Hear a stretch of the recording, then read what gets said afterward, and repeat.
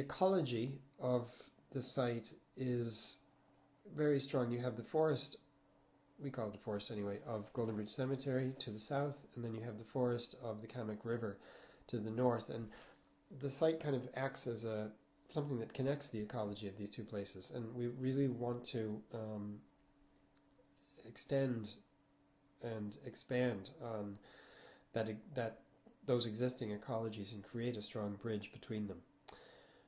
To that end, we had a look at the tree types, the species of trees that, in the case of the cemetery, have been planted. In the case of the Kamek River, are, well, not entirely natural, but more natural.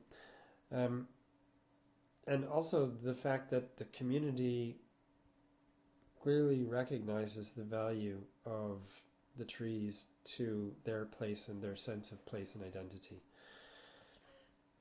It's also a place of hunting and gathering. I mean, insofar as there are allotment gardens and private gardens and places to grow food, there's also fishing that happens in the canal and the Kamek, and there's also picking of fruit and berries. And we thought, well, this is also something to kind of pay attention to, and that cities need to provide for hunting and gathering. I had mentioned that the Kamek Greenway is very important, and this drawing is interesting because it also shows how it's become an important residential corridor.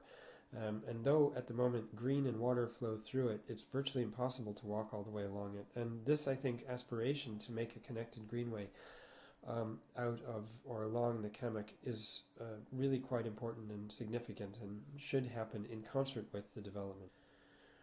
We think also that there are consequential sites that will have, the future of which will have an impact on what happens at the Emmett Road site. So one is this industrial estate to the west of St. Patrick's Athletic, and the other is the industrial estate, the Golden Bridge Industrial Estate, also to the west. And these are places that are obviously subject to change and transformation, but we think that change and transformation should be compatible with the project that we're working on Emmett Road.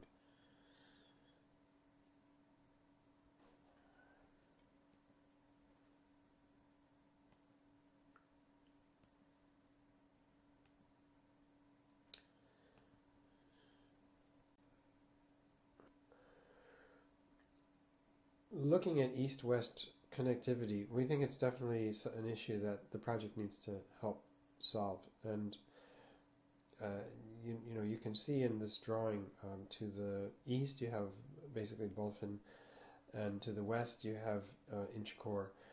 And Bulfin at the moment presents a kind of wall from the canal all the way up to almost to Emmett Road. On the east, there's almost no way to get from, or on the west I should say, there's almost no way to get from through the school grounds. So you can walk down Thomas Davis Street and there's, I think, 3 gates at the end of the street. The crescent ends in a kind of cul-de-sac, as does this road here. And we really think this is an issue that needs to be addressed, whereas the school grounds should be open so that people can walk through them, and to the west and to the east, we should find ways to link and connect the Bulfin community to the site. If you look at the 5-minute walking radius, you could get quite far if the roads actually let you get there. So you can see what I was talking about earlier is kind of quite a challenge. On the other hand, it's really well connected to the rail lines, and it's really well connected to the bus lines. So it's as if its connectivity to broader Dublin is outstanding, but its connectivity to its locale really needs work. I spoke earlier about the Kamek Valley Walkway and Greenway cycle path, but I just wanted to illustrate how important that is, because when you see that as an artery that connects Inchicore to points east and points west, but also the geometry that it does, that it's sort of an arc in geometry as opposed to a straight line, and it follows a river with no cars. It's obviously really safe, but it brings you directly to where people live.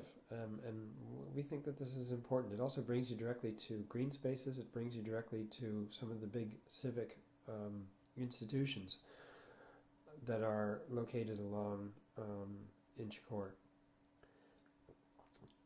So when you start to link up the bike lanes with the potential of the Kamek Greenway, you have potentially a very connected sort of a place.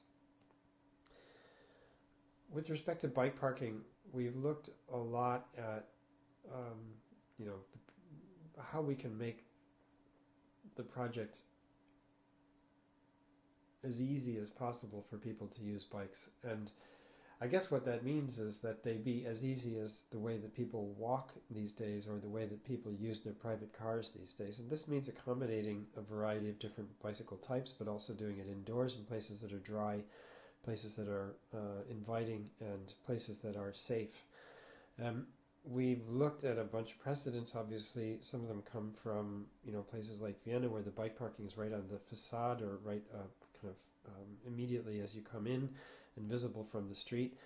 They're part of hallways that are just made a little bit wider so that you can park your bike there. And they have large public rooms that are, again, visible from the street and easy to get your bike in and out with big double doors and so on. They're well lit and well managed, and you don't have to lock your bike when you're in one of these places. So it just means you're going to use it. We also think that mobility probably should be located in some sort of a hub, so that when you're using your bike, you might also have a shared car, or located next to public transportation, or an electric vehicle charging station. That all these things be grouped together, and that they be done in a way that's really bright and transparent and open and civic and public, as some of these examples show.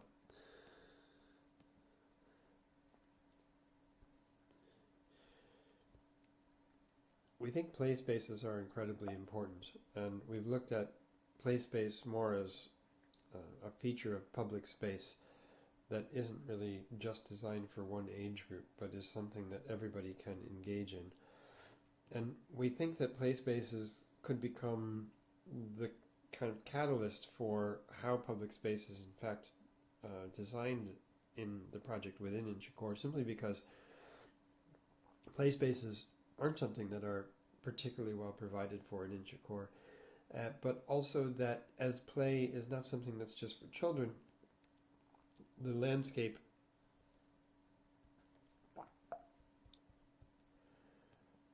of play is something that participates in and defines our public spaces.